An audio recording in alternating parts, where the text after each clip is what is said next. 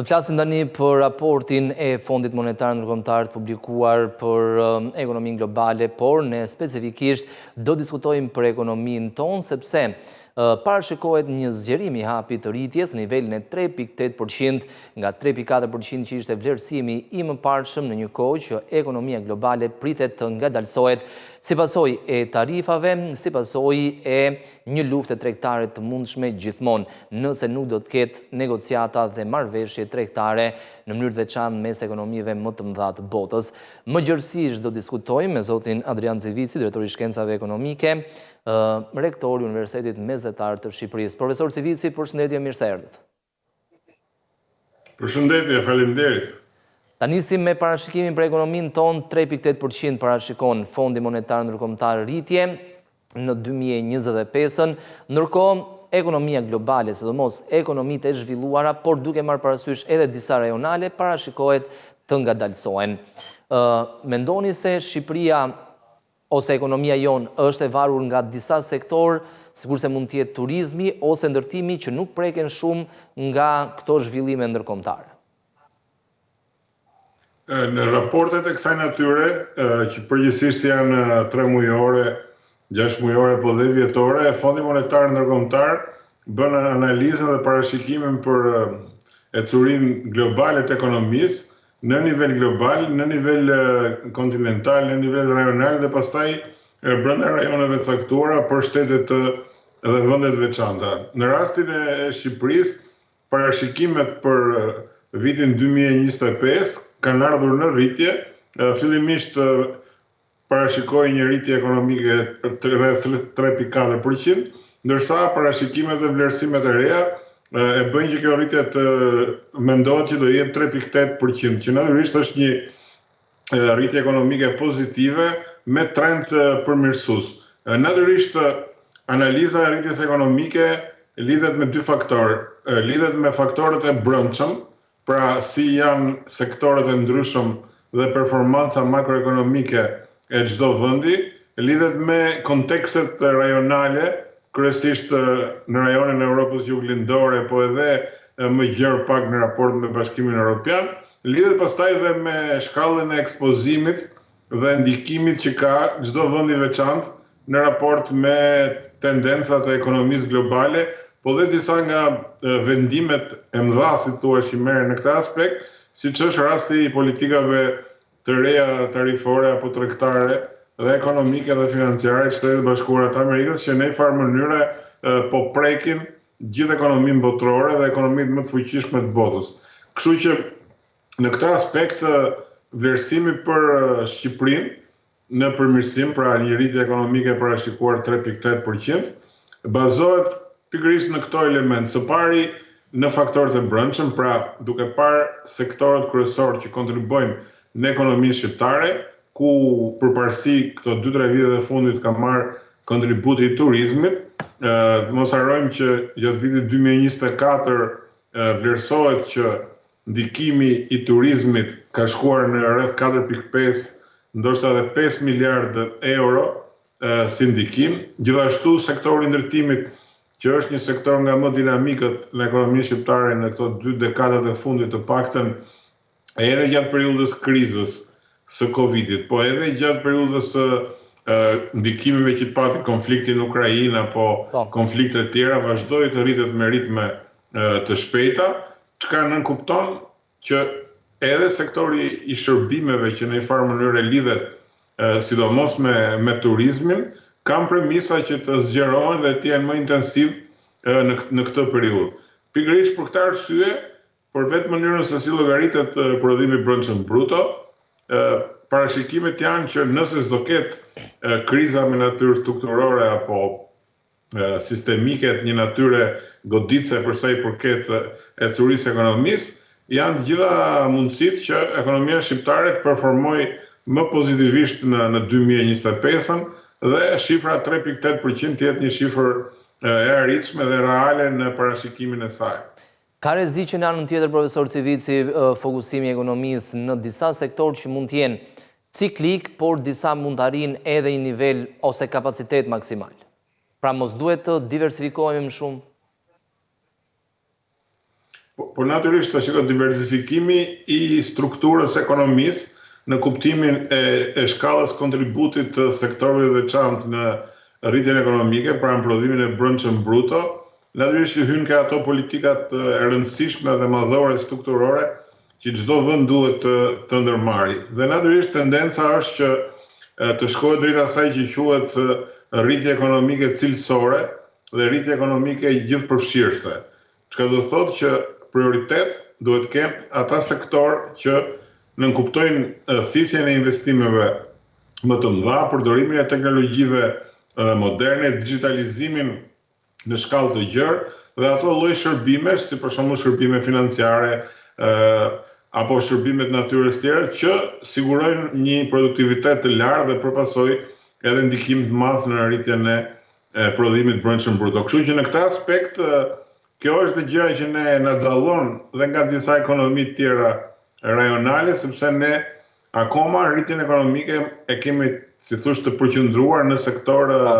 bazik, më tradicional, dhe jo në sektorët e rinj që kanë lidhje me teknologjitë e reja, ato që lidhen me revolucionin 4.0 dhe përgjithsisht me digitalizimin, me robotikën, me inteligjencën artificiale apo me shërbime të tjera të kësaj natyre. Megjithatë, natyrisht që ekziston dhe diskutimi nëse turizmi ka arritur në një lloj piku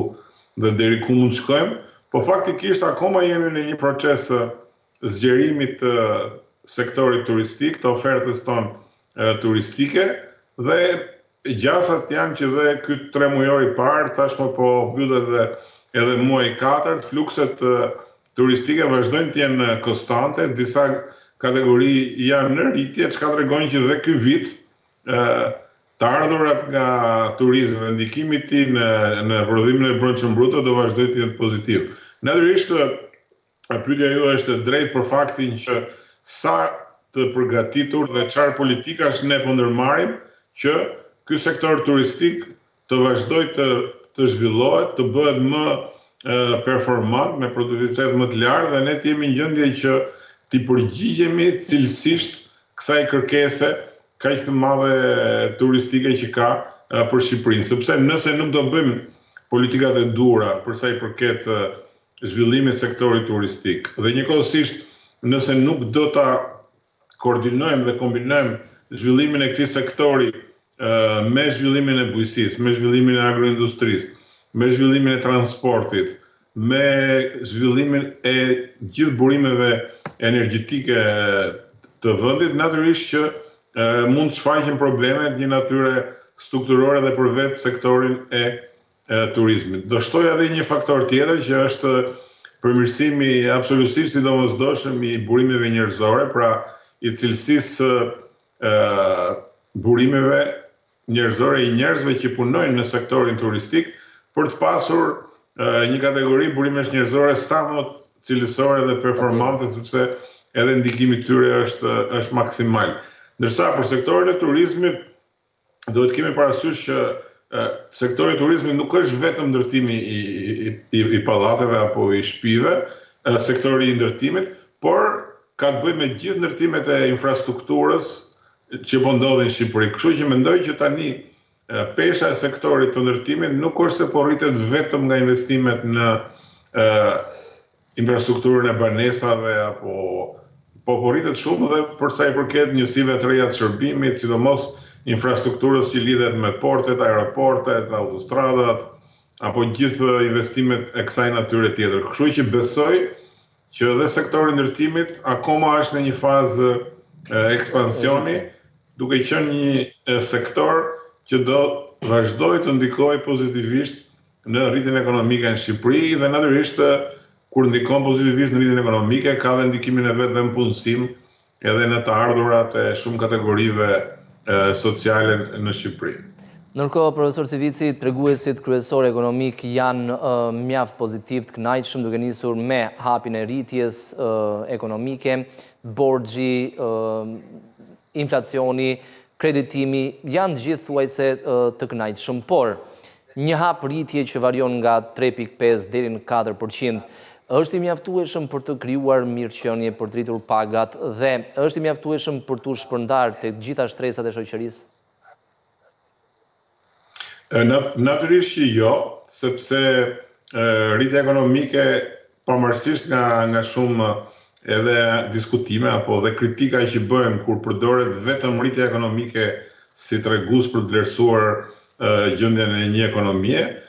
që të kalojë rritja ekonomike në mirëqenie janë njësër politikash të tjera që përmbledhen gjitha me termin përkthimi i rritjes ekonomike në mirëqenie. Natyrisht unë përmenda dhe pak më parë, rritja ekonomike nga kjo pikpamje që ju po e shtroni pyetjen, ndahet në dy lloje, në rritje ekonomike përjashtuese dhe rritje ekonomike gjithëpërfshirëse, ose me termat që tani përdorim shpesh dhe në anglisht, inclusive growth dhe exclusive growth, pra përgjithësuese dhe përjashtuese. Kështu që në këtë sens ne kemi shumë për të bërë që të bëjmë një shpërndarje më të mirë të fruteve dhe efekteve të rritjes ekonomike në funksion të shpërndarjes mirëqenies edhe të ardhurave, sepse gjithmonë treguesit mesatar fshehin shumë diferenca midis grupeve sociale apo njësive të ndryshme territoriale në Shqipëri. Nga ana tjetër, është dhe një tregues që edhe FMN llogariti që të ardhurat vjetore për frym në Shqipëri kanë shkuar rreth $8.500, që e fut Shqipërinë në grupin e vendeve me të ardhura të mesme me tendencë për të qenë të mesme të larta. Por në raport me mesatarin e Bashkimit Evropian apo dhe me disa vende europiane, natyrisht që duhen nga 20 deri në 50 vite që ne të shkojmë në grupin e vendeve me të ardhura të larta. Pra,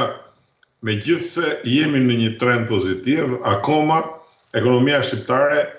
po t'i llogarisësh në ato 5 kategoritë që ka dhe Banka Botërore, ekonomi të varfra, ekonomi me të ardhura të mesme të ulta, të mesme të larta dhe shumë të larta, ne jemi akoma në mes, si thuaç, në fillim të vektorit të grupit të mesme të larta, sepse kemi parasysh që $8.500 që për ne është një shifër e konsiderueshme, me ato që krahasohemi, natyrisht që shifrat janë në 10, 12, 14, 18 apo edhe mbi $20-25 $1.000, pa folur pastaj për disa vende të zhvilluara që e kanë edhe shumë më tepër. Është një trend pozitiv deri diku edhe duke u krahasuar me vendet e rajonit, raport me Maqedoninë e Veriut, me Kosovën, deri diku po afrohemi me Malin e Zi, por akoma jemi në një fazë që ekonomia shqiptare duhet të performojë shumë më mirë dhe atë që më pëlqen të insistoj vazhdimisht të jetë shumë më cilësore për sa i përket produktivitetit të saj dhe strukturës së ekonomisë, sidomos për sa i përket zhvillimit industrial, qoftë edhe industrisë vogël, por gjithmonë në aspektin e zhvillimeve të reja që tashmë revolucioni digital, revolucioni inteligjencë artificiale, robotika, blockchaini apo shumë elementë të tjerë janë bërë sfida kryesore e vendeve në rrugën e tyre drejt zhvillimit. Ndërkohë, profesor Civici, një raport të mparshëm të thuajse 10 ditëve më parë, po Fondi Monetar Ndërkombëtar bënte thirrje për thellimin e tregjeve financiare në vendin tonë. Sa i rëndësishëm në këndvështrimin tuaj është funksionimi normal me produkte sikurse ndodh në çdo vend tjetër, të paktën të Europës, zhvillimi i këtij tregu, por që ndërlidhet patjetër edhe me zhvillimin ekonomik të një vendi? Tregjet financiare kanë specifikat e veta dhe natyrisht kanë disa nivele dhe disa elementë zhvillimi, që nga ai që quhet tregu primar, tregu sekondar apo tregu terciar, për sa i përket gjithë instrumentave dhe mekanizmave që bëhet qarkullimi monetar, që bëhen në financimet, investimet, mënyra si funksionon ky treg. Dhe kjo sofistikimi apo kompleksiteti i tregut financiar dhe i tregut monetar është një element më shumë që e bën një ekonomi më dinamike, që qarkullon më mirë kapitalet dhe financimet, që ndihmon përgjithsisht ekonominë e një vendi dhe të përballojnë çik më mirë krizat, po dhe t'i përdori, si thua, më mirë parat në funksion të investimeve për zhvillimin, apo edhe pse jo për ndihmuar edhe konsumin. Kështu që në këtë pikë, për të qenë më konkret, për shembull, neve akoma 90% e financimit të ekonomisë bëhet me kredi bankare. Dhe bankat garantojnë, bile do thoj edhe mbi 95%. Ndërkohë që në vendet e Bashkimit Evropian, ky tregus është rreth 60% bankat, 40% nga tregu financiar, kurse në Shtetet e Bashkuara është akoma dhe më e thelluar 20-30% bankat dhe 70-75% tregu financiar, që i bën shumë më dinamike qarkullimin e kapitaleve. Kështu që në këtë pikë ne kemi nevojë që ta thellojmë këtë tregu, duke përdorur gjitha llojet e instrumentave, duke filluar që nga nevoja absolutiste e domosdoshme për një bursë të mirëfillt shqiptare të tregut kapitaleve, deri në përdorimin e gjithë instrumentave që lidhen me tregjet e kapitaleve, që janë ato që quhen edhe derivativ të rendit parë, rendit dytë apo rendit të tretë. Historia dhe përvoja ka treguar që vendet, qoftë edhe të vogla apo me nivelin e Shqipërisë, që kanë avancuar në këtë drejtim, natyrisht kanë pas rezultate pozitive, janë përfshirë më mirë dhe më cilësisht në tregjet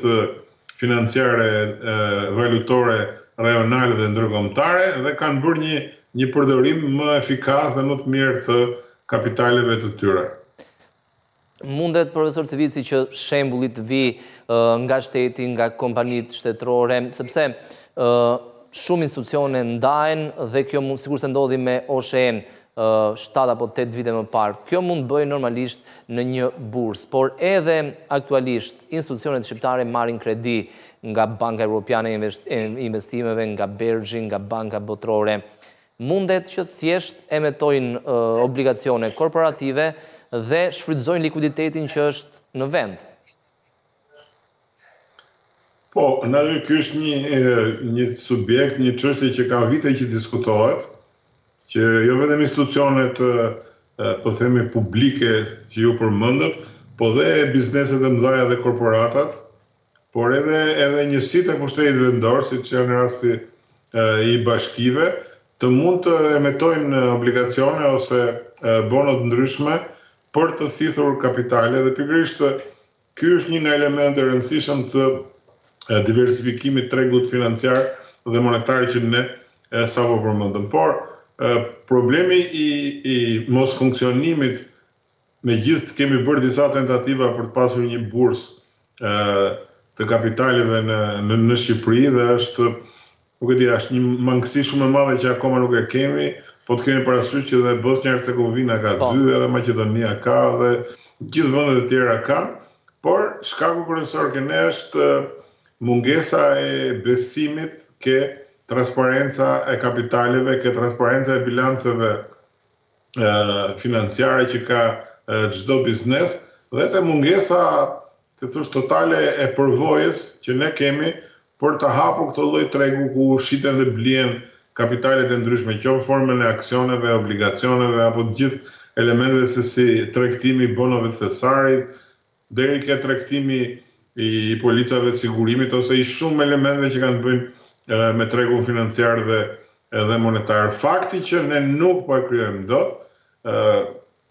është trishtues fakti që nuk ka besim te bizneset shqiptare, por dhe nuk ka një lloj iniciative apo angazhimi të këtyre bizneseve për të bërë pjesë e këtij sistemi të bursës, që në fakt do ndihmonte shumë në qarkullimin e kapitaleve, do shtonte një element shumë të rëndësishëm, investimi dhe angazhimi edhe të personave privata, apo institucioneve tjera, apo bizneseve të vogla, për të bërë pjesë e bursës, pra do të çlironte një sasi shumë të madhe kapitalesh në formën e investimeve apo depozitimeve, pra blerje shitjeve, që në fundit i japin një lloj oksigjeni shumë të nevojshëm financiar gjithë zhvillimit ekonomik të vendit. Edhe një pyetje profesor Civici në lidhje me tarifat që padyshim ka qenë arsyeja kryesore që detyruan Fondin Monetar Ndërkombëtar të ulë parashikimin për rritjen ekonomike gjatë 2025-s. Pritet nivelin e 2.8%, por paralelisht për gjatë këtyre ditëve ka pasur impresion shumë të madh ndaj administratës amerikane për të tërhequr dhe realisht ne dim vendosi tarifa të sheshta në nivelin 10% për një periudhë 90 ditore dhe gjatë kësaj periudhe do zhvillohen negociata. Mendoni se për shkak të presionit shumë të madh si brenda Amerikës ashtu edhe jashtë do të jenë të aftë palët që të arrijnë një marrëveshje? Situata në fillim u duk që kur vendimet e administratës Trump ose presidenti Trump lidhe me tarifat kishin bënë thjesht dhe vetëm me një rivendosje të disa ekuilibrave tregtar, pra një luftë të mirëfillt tregtare. Por shumë shpejt u doli e qartë që nuk kemi të bëjmë vetëm me një instrument siç janë tarifat për luftën tregtare, por kemi të bëjmë me një përballje, si thua, në një luftë më të madhe ekonomike dhe financiare me vendet më të zhvilluara të botës, por dhe përgjithsisht në një masë më të gjerë në shumë elemente ekonomisë dhe financave botërore. Reagimi që pati kjo lloj politike nga vendet e tjera, përveç faktit që historia na ka mësuar deri tani, po dhe teoria ekonomike që në lufta tregtare nuk ka të fituar afatgjatë, pra të gjithë janë të humbur dhe ekonomia botërore dhe ekonomitë e vendeve që përfshihen në këtë lloj lufte mund të kenë ca fitore të përkohshme, por në një trend më afatgjatë fitues nuk ka.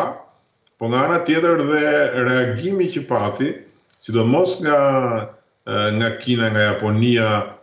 dhe edhe nga Bashkimi Evropian, ishte shumë i ashpër se sa pritej ose pak ishte menduar që do ishte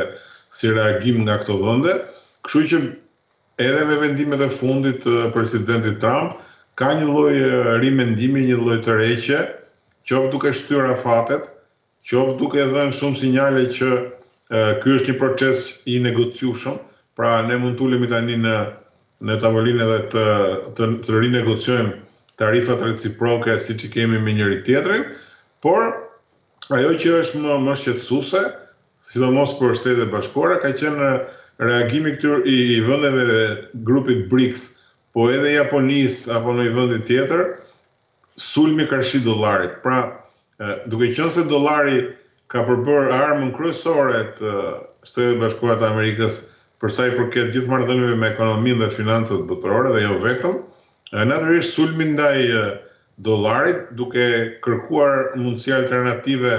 pagesash në tregtim botërore, duke ngritur një, siç është rasti i Kinës, një sistem paralel me SWIFT-in që përdor monedha të tjera në rastin e pagesave, apo rasti i Japonisë për të shitur në mënyrë masive gjithë obligacionet dhe bondet në dollar që ajo ka, si dhe diskutimet që po bën edhe Federale Rezerva, po dhe shqetësimet se shumë banka qendrore mund fillojnë të reduktojnë rezervat e tyre valutore që kanë në dollar, krijojnë një shqetësim shumë të madh për vetë fuqinë edhe të ardhmen e dollarit. Kështu që mendoj që tani që shumë njerëz janë bërë të ndërgjegjshëm se çfarë pasojash mund të kenë këto masa, besoj që do ketë një rinegocim, një tërheqje dhe ulje në tavolinë për të negociuar më me qetësi, më me transparencë, gjithë marrëdhëniet tregtare dhe ekonomike që kanë sidomos superfuqitë e botës, Shtetet e Bashkuara, Bashkimi Evropian, Kina, Japonia, po pse jo këtu përfshihet edhe Kanadaja, Meksika dhe në një vend tjetër që India, që kanë pasur probleme ose reagime serioze për sa i përket kësaj mënyre të trajtimit dhe negocimit të tarifave. Edhe Fondi Monetar Ndërkombëtar, ju e theksuat në pyetjen tuaj, ka bërë disa parashikime që janë pesimiste për sa i përket edhe mundësisë rritjes së inflacionit, edhe në nivel global, po edhe uljen e vlerës së dollarit, po dhe një lloj recesioni ose stagnacioni të ekonomisë botërore dhe të ekonomisë vendeve më të fuqishme, përfshirë këtu dhe Shtetet Bashkuara të Amerikës. Kështu që besoj që jemi në një pikë që ka një lloj stepje, një lloj tërheqje edhe nga ana e Shtetit Bashkuar të Amerikës dhe pritet që të fillojë një raund i gjerë rinegociues për sa i përket politikave tregtare dhe përgjithsisht marrëdhënieve ekonomike midis këtyre ekonomive më të mëdha të planetit që në një farë mënyrë përcaktojnë dhe shëndetin e ekonomisë botërore. Profesor Civici, ju falenderoj për të lidhje drejt për drejt në studion e televizionit Skan. Ditë mbar.